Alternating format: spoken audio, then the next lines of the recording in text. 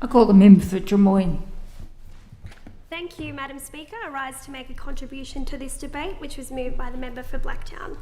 I support the amended motion as moved by the member for Hornsby because on this side of the House, Madam Speaker, we take a measured and sensible approach where we support the principle of providing a diversity of housing close to high-frequency public transport, but it must be done right and delivered in consultation with local communities. That's a stark contrast to telling communities and councils to get out of the way, like this Labor government has done.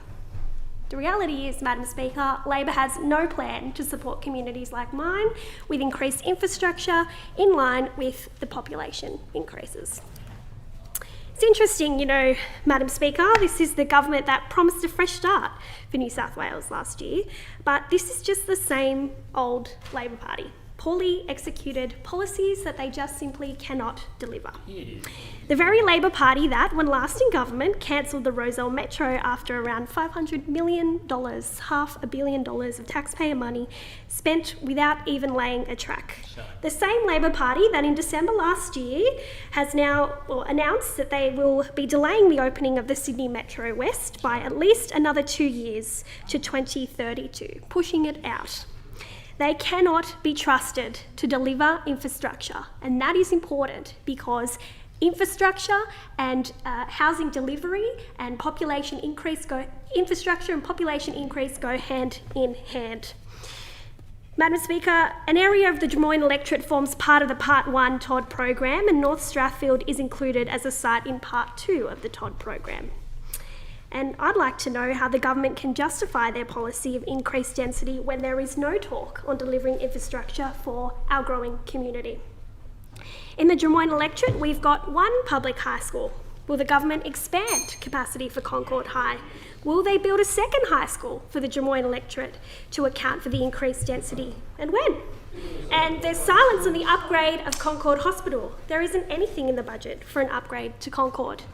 How will this government support increased density with infrastructure? Like now, Madam Speaker, we hear crickets.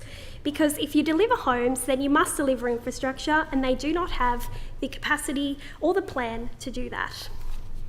Madam Speaker, here in the opposition, we believe in working with local communities to set housing targets, allowing communities in partnership with councils to formulate and participate in having their say on local planning controls. You don't gazump them at the first step like this government is doing.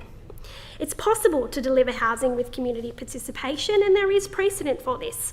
Over the last 5 years in government, the Coalition delivered 57,000 homes were delivered on average a year under the Coalition, and nearly 73,000 were delivered in 2018. Those figures were achieved with the proper planning and delivery of more than 40 priority growth areas in precincts, in consultation with councils and the community, delivering more homes supported by additional infrastructure and jobs.